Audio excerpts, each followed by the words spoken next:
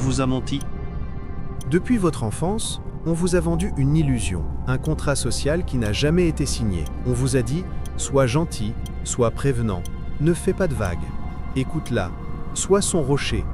Vous avez suivi les règles, chaque maudite règle. Vous êtes devenu l'homme parfait, fiable, sûr, prévisible.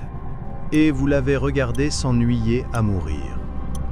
Vous avez regardé son regard s'éteindre avec vous, pour mieux s'illuminer pour lui.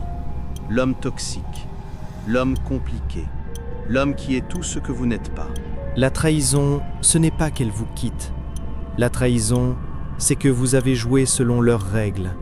Et vous avez découvert trop tard que les règles étaient truquées. Pour comprendre cette trahison, vous devez cesser de penser en termes de bien et de mal.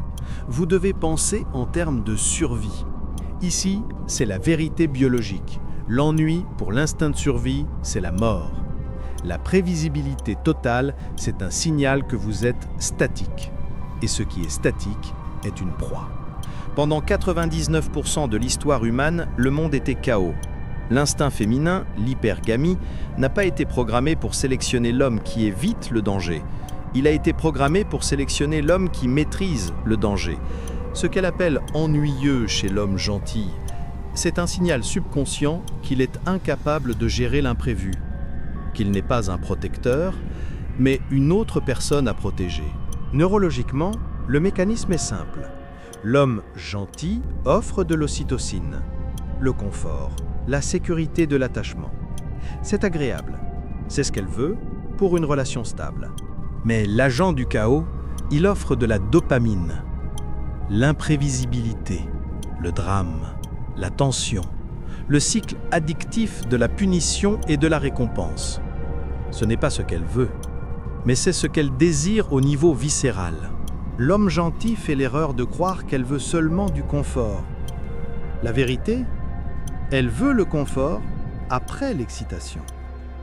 Elle veut la sécurité d'un homme qui a prouvé qu'il n'était pas faible. Vous voyez ces signes tous les jours.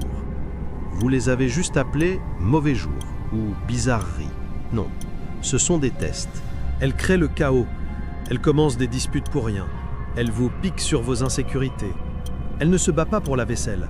Elle teste vos limites. Elle s'ennuie et elle cherche désespérément à voir si un homme est là ou juste une coquille vide. Deuxième signe. La friendzone glorifiée. Elle vous raconte tous ses problèmes, y compris ceux qu'elle a avec d'autres hommes. Vous êtes devenu son journal intime émotionnel, son réceptacle, pas son partenaire sexuel. Troisième signe. L'excuse, il est compliqué. Quand elle parle de cet autre homme, l'homme qui la traite mal, et qu'elle dit avec un soupir « Tu ne comprends pas, c'est compliqué », elle vous dit en fait « Il m'ennuie moins que toi ». Ce n'est pas entièrement de votre faute. La société moderne a mené une guerre contre la force masculine. On t'a dit que ton ambition était toxique, que ton assurance était de l'arrogance, que ta capacité au conflit était une agression. On t'a systématiquement castré psychologiquement. On t'a poncé les arêtes. On t'a transformé en partenaire sûr et facile à gérer. Le problème, on a vendu ce mensonge aux hommes. Mais on n'a jamais réussi à le vendre à l'instinct biologique féminin. La société t'a programmé pour l'échec relationnel. Et voici l'inévitable effondrement. Parce que l'ennui ne reste jamais de l'ennui. L'ennui se transforme en irritation. L'irritation se transforme en mépris. Et le mépris, c'est le baiser de la mort. Ce n'est pas le chaos agent qui l'a détruit, elle.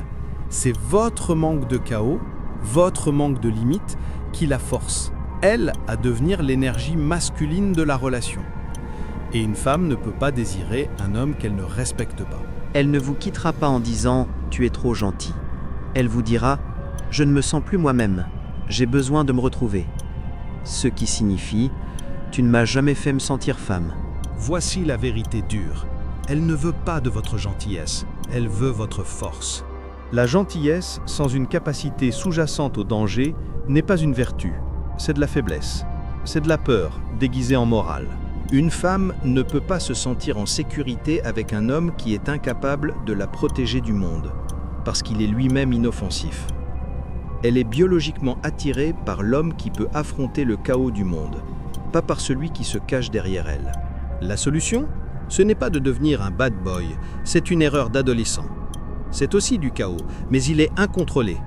C'est une autre forme de faiblesse. La solution est de devenir l'orage calme. Construisez votre capacité au chaos.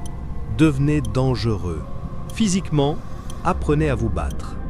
Mentalement, devenez stratégique. Lisez les philosophes. Comprenez la nature humaine. Financièrement, construisez votre indépendance. Ayez une mission plus grande qu'elle. Maîtrisez ce chaos.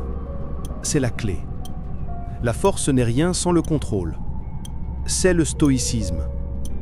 C'est la capacité d'être un monstre, mais de choisir de ne pas l'être, sauf quand c'est nécessaire. N'arrêtez pas d'être un homme bon. Arrêtez d'être un homme inoffensif. Un homme bon est un guerrier dans un jardin. Il sait ce qu'il peut faire, mais il choisit de s'occuper de ses roses. Un homme gentil est juste une proie bien élevée, espérant que le loup ne le remarquera pas. C'est la tension. La tension entre qui vous pourriez être et qui vous choisissez d'être, qui crée le magnétisme. C'est ça, le véritable pouvoir.